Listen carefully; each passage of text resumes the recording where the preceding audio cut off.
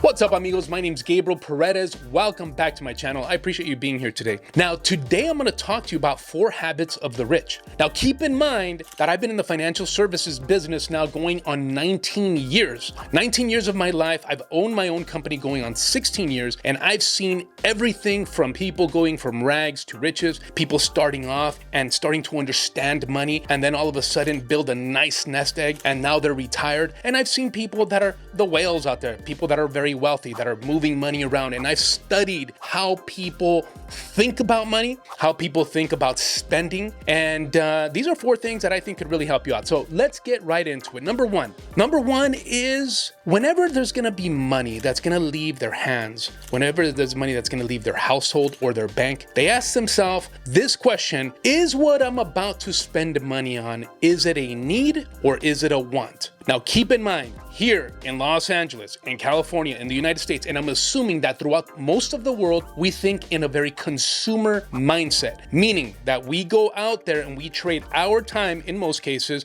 for someone else's money, right? That's called a job. You're trading your time for somebody else's money. This hard-earned money that comes in, we pay our bills, we have a little bit of extra money, and then we say to ourselves, okay, what are we gonna spend this money on, right? Instead of, what could I invest my money into? So, key question, is it a need or is it a want?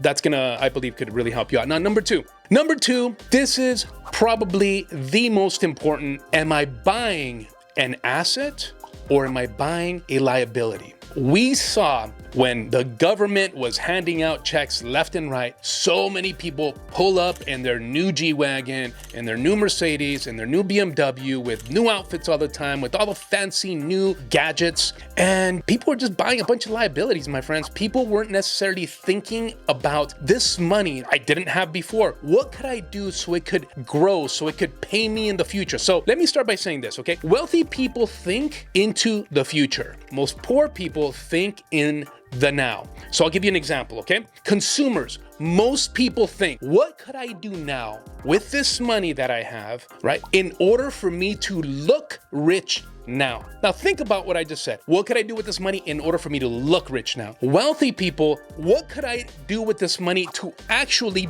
be rich now and be even more rich in the future? Because they understand that assets will pay them continuously on a monthly basis, on a continuous basis, and assets will continuously take money out of their household, out of their bank on a continuous basis also, my friends. So it's very important for you to understand the difference between assets and liabilities. That's a whole other video, my friends, but in a nutshell, assets bring money into your bank account, liabilities take money out of your bank account. Liabilities, normally you're buying things that depreciate. In most cases, you're buying assets that build in value, that build equity, that build the compound interest, whether it's an ETF or an index fund, or whether it's a mutual fund, whether it's an individual stock. We're hoping that if the market does what it's done, throughout history, which is maybe 8 to 10%, that your money is also gonna grow. If you put a group of liabilities together and a group of assets together and you fast forward 10 years, it will change your mind. It will blow your mind away what the difference is. So be very careful. Most successful people, most rich people, most wealthy people understand that when they're buying something, is it an asset or is it a liability? They always ask themselves that question. Now, before I go any further, let me tell you, I grew up in a very, very modest household. I grew up with parents that worked themselves literally to the ground on a daily basis. My dad worked in a factory. My mother worked in a factory, maybe about a mile away from my dad, both in Glendale, California. And I saw them just bust it, grind it out every day to keep a roof over our head. And one of the things about my parents is that coming from that type of background, many of you guys that are maybe first generation, we have this certain type of mentality when it comes to money that could be very, very detrimental if we do not start understanding the rules of money. If we're entering this war and we don't necessarily even know the rules of the war that we're entering, we're getting attacked by everywhere, right? So it's very important that if you're anything like me and didn't have parents that taught you about money, basic rules about money, that you really, really commit this month, this week, today, right? And for you to start learning, for you to start understanding money, how it works, how wealthy people think, how people that have had multiple generations of wealth passed on to them and that have had that coaching, how they think in order for you to have a shot at doing something special and not spend the rest of your life spending, trying to look rich, and trading your time for money. Okay, so let's go right into number 3.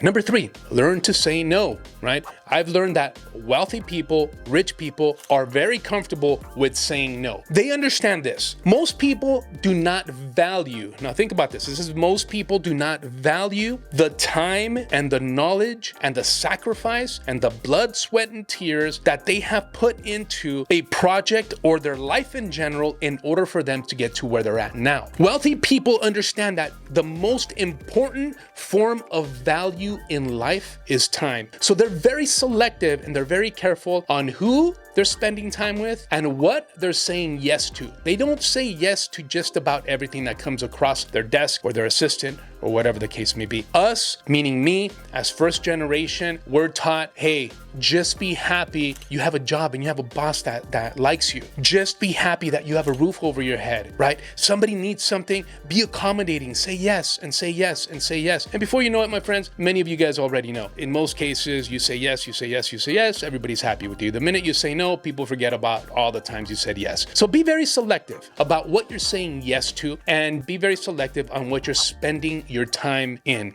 Okay, so learn to say no. Now, last but not least, it's this. You've probably heard this before, but I will say it again, my friends, because I am kind of sick of saying it, but I feel like I have to say it more and more and more. You can imagine in the last 16 years owning a financial planning company, this is one of the number one concepts that I've taught, that I've learned that rich people understand 100%, and that is the concept of paying yourself first. Rich people understand that before anybody or anyone gets paid, any organization, any credit card, that's actually what they pay first, their investments. They pay themselves first, my friends, before anybody else gets paid. The check comes in, they say this percentage of my check goes to me, to my ETF, to my investment, to this savings. Remember, there's a big difference between saving and investing. But nevertheless, rich people, sometimes they have their investments and sometimes they have a savings, maybe like a high yield savings account in order for them to accumulate this savings to buy more assets, my friends. So I hope this helped, my friends. I'm telling you, if you implement this, if you pay yourself first, if you ask yourself, is this a need or a want? If you ask yourself, am I buying an asset or a liability? And you learn to say no, not only are you gonna make more money, not only are you gonna save more money, not only are you gonna position yourself and your family for a better situation in the future. Hopefully you'll also like the video, my friends, and subscribe. Okay, my videos here, I think this is number 9, and I really appreciate you being here today, and hopefully you found some value, my friends. Salud, amigos. Talk to you next time.